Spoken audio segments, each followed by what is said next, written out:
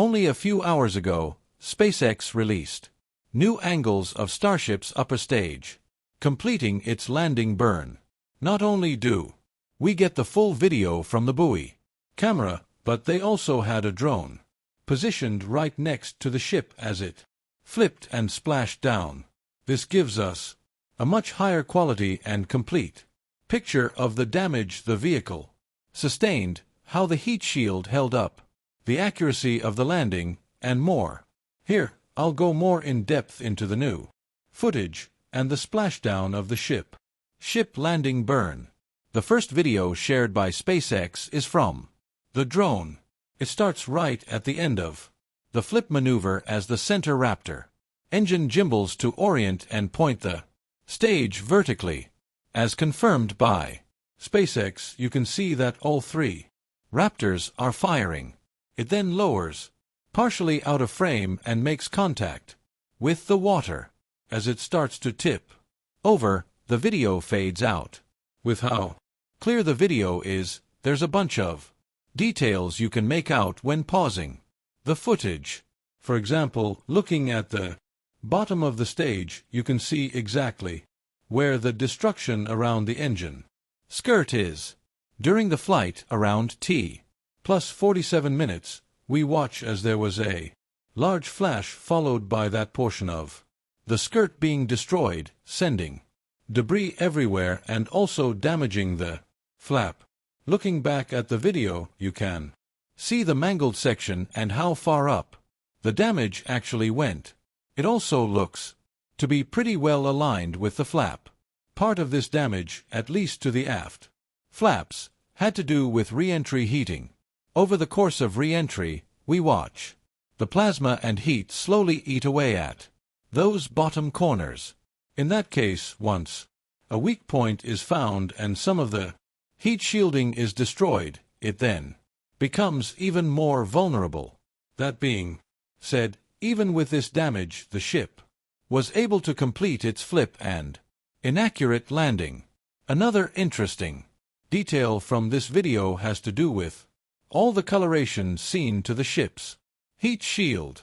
When looking at new images, there are some pretty obvious white streaks and very specific spots down the center of the heat shield, surrounded by orange. In regard to this, a lot of those center white spots actually align with the places where SpaceX was testing different materials for heat shields. In images before the launch, you can see parts down the center of the heat shield where tiles are missing. Specifically on Flight 10, SpaceX noted that some of the heat shield tests include different metallic tile options, actively cooled tiles, and other alternative materials. What's also clear from the image is that the actual base black tiles look to have held up very well and are visible beneath the orange and white residue.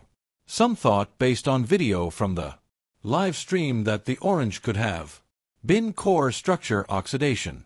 In other words, it was speculated that the main heat shield tiles were either lost or used up from re-entry heating. Fortunately for SpaceX, the majority looked to have held up quite well.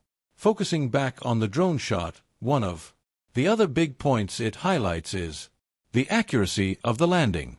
We knew that with its proximity to the buoy, it was close, but this video puts it in perspective.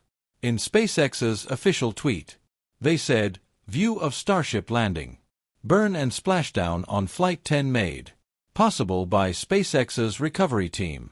Starship made it through re-entry with intentionally missing tiles. Completed maneuvers to intentionally stress its flaps, had visible damage to its skirt and flaps, and still executed a flip and landing burn that placed it approximately 3 m from its targeted splashdown point. That's quite a big deal and is a good sign for the future. While on actual launches, we've only seen the ship make a splashdown. In the future, SpaceX wants to catch the upper stage similar to the booster. In order for that to be possible, they need to be nearly perfect when landing. It's also worth noting that the 3M miss from its target was with a decent amount of damage, not only to the engine skirt, but also both aft flaps, which play a big role in controlling Starship during its descent and flip. Besides the drone shot, we also got a full video of the final landing burn from the buoy camera. This video starts with the ship horizontal in its belly flop position. It then ignites its engines, swinging the bottom of the stage to the opposite side before aligning itself vertically and slowly lowering itself into the water right before making contact with the ocean.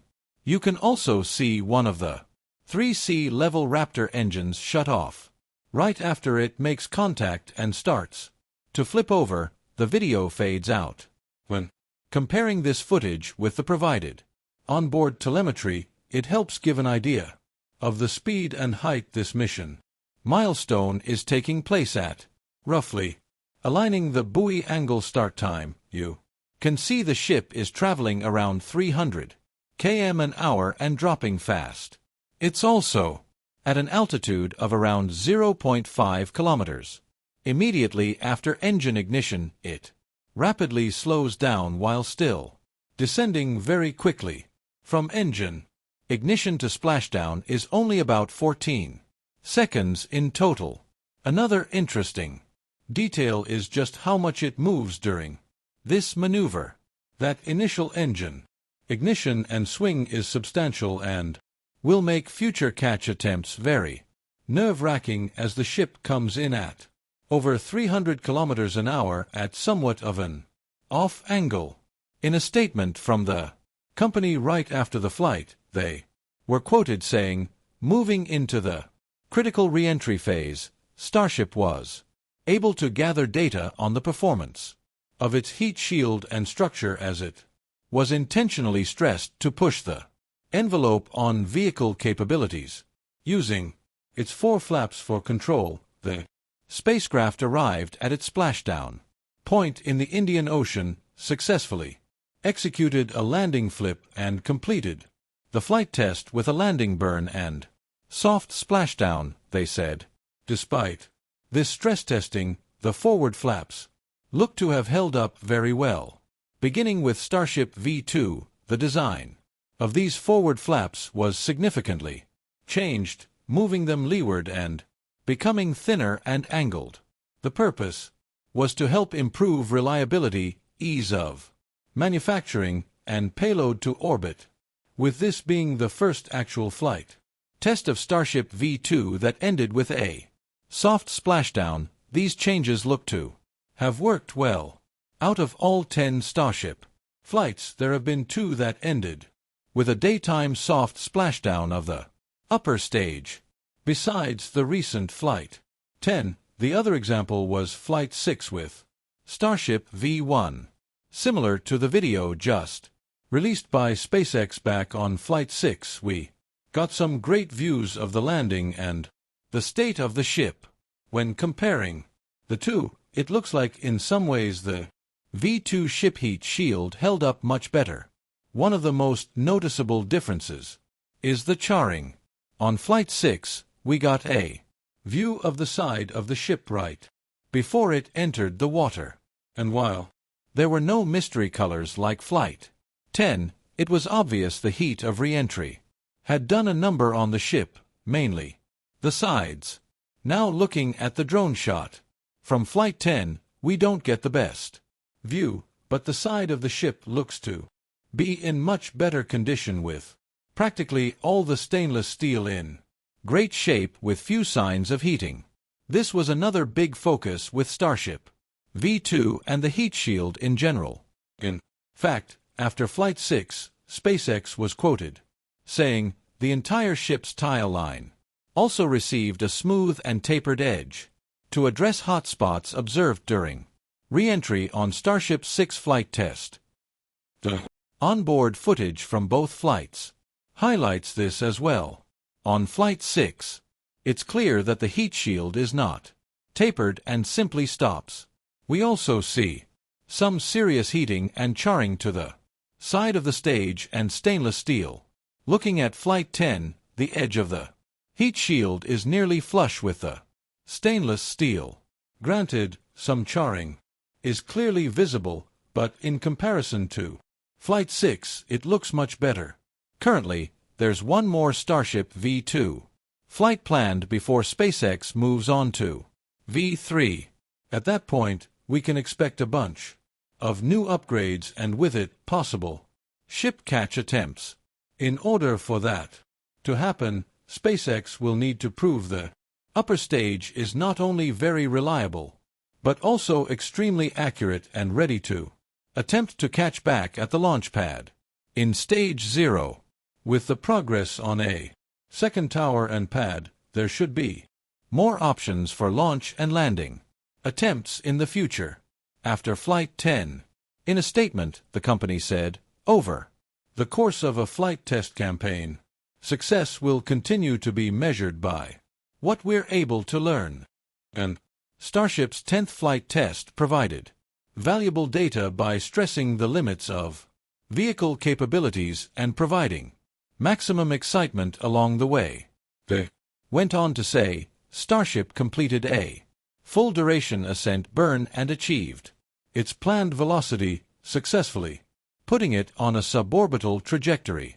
The first in-space objective was then completed with 8 Starlink simulators deployed and the first successful payload demonstration from Starship. SpaceX just released new videos of Starship's upper stage completing its splashdown in the Indian Ocean. With it, we're able to get a much better idea of how it held up during flight and the impact re-entry heating had on the vehicle as a whole. Over the next few weeks, we can expect even more information from the company in addition to more video of the flight. We will have to wait and see how it progresses and the impact it has on the space industry. Thank you very much for watching our channel, The Science Signal.